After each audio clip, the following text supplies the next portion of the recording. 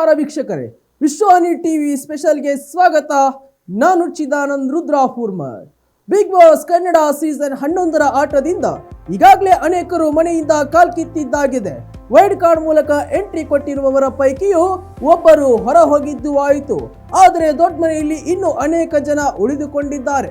ಇದರ ಮಧ್ಯೆ ಎರಡೆರಡು ವಾರ ನಾಮಿನೇಟ್ ಆಗಿದ್ದರೂ ಐಶ್ವರ್ಯ ಯಾಕೆ ಮನೆಯಿಂದ ಹೊರ ಹೋಗಲು ಆಗುತ್ತಿಲ್ಲ ಎನ್ನೋದು ಹೊರಗಿನ ಜನ ಮಾತನಾಡಿಕೊಳ್ಳುತ್ತಿದ್ದಾರೆ ಮತ್ತು ಇದರ ಬಗ್ಗೆ ಸೋಷಿಯಲ್ ಮೀಡಿಯಾಗಳಲ್ಲಿ ಚರ್ಚೆ ಮಾಡುತ್ತಿದ್ದಾರೆ.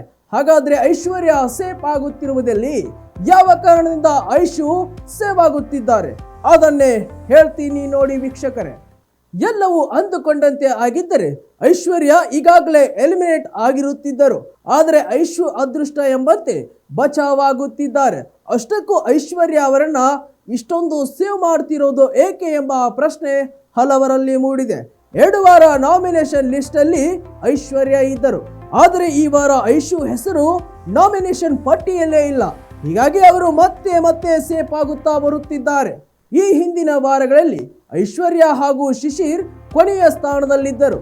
ಆದರೆ ಆ ವಾರ ಶೋಭಾ ಶೆಟ್ಟಿ ತಾನೇ ಮನೆಯಿಂದ ಹೊರ ಹೋಗುತ್ತೇನೆ ಎಂದು ಹಠ ಹಿಡಿದಿದ್ದರಿಂದ ಶೋಭಾ ಶೆಟ್ಟಿ ಮನೆಯಿಂದ ಹೊರ ನಡೆದರು.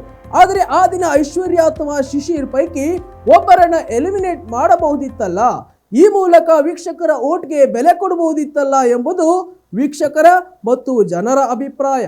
ಕಳೆದ 2 ವಾರಗಳ ನಾಮಿನೇಷನ್ ಲಿಸ್ಟ್ ನೋಡಿದರೆ ಅತ್ಯಂತ ದುರ್ಬಲ ಸ್ಪರ್ಧಿ ಎಂಬ ಹಣೆಪಟ್ಟಿ ಐಶ್ವರ್ಯ ಅವರಿಗಿದೆ. ಇದು ಐಶ್ವರ್ಯ ಅವರಿಗೂ ಗೊತ್ತಿದೆ.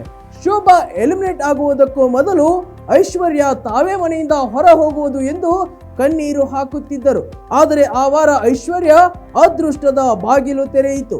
ಕಳೆದ ವಾರ ಕೂಡ ಐಶ್ವರ್ಯ ಕೊನೆ ಸ್ಟೇಜ್ ಅಲ್ಲಿದ್ದರು. ಆದರೆ ಆ ವಾರ ಯಾವುದೇ ಎಲಿಮಿನೇಷನ್ ನಡೆದಿಲ್ಲ. ಈ ವಾರ ಕೂಡ ನಾಮಿನೇಟ್ ಆಗಿಲ್ಲ. ಇದರಿಂದ ಜನರಿಗೆ ಸಾಕಷ್ಟು ಪ್ರಶ್ನೆ ಹುಟ್ಟು ಹಾಕುವಂತೆ ಮಾಡಿದೆ. ಮತ್ತು ಐಶ್ವರ್ಯ ಅವರನ್ನ ಅಷ್ಟೊಂದು ಸೇಫ್ ಮಾಡುತ್ತಿರುವ ಕಾರಣವೇನು? ಯಾವ ಶಕ್ತಿ ಐಶ್ವರ್ಯ ಅವರನ್ನ ಸೇವ್ ಮಾಡುತ್ತಿದೆ? ಮತ್ತು ಇಷ್ಟೊತ್ತಿಗಾಗಲೇ ಐಶ್ವರ್ಯ ಮನೆಯಿಂದ ಹೊರ ನಡೆಯಬೇಕಿತ್ತು ಎಂದು ಸಾಮಾಜಿಕ ಮಾಧ್ಯಮಗಳಲ್ಲಿ ಚರ್ಚೆ ಮಾಡುತ್ತಿದ್ದಾರೆ.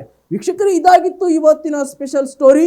ಮತ್ತಷ್ಟು ವೈವಿಧ್ಯಮಯ ಸುದ್ದಿಗಳಿಗಾಗಿ ವಿಶ್ವವಾಣಿ ಟಿವಿ ಮತ್ತು ವಿಶ್ವವಾಣಿ ಟಿವಿ ಸ್ಪೆಷಲ್ ಚಾನಲ್ ಅನ್ನು ಸಬ್ಸ್ಕ್ರೈಬ್ ಮಾಡಿ. ನಮಸ್ಕಾರ.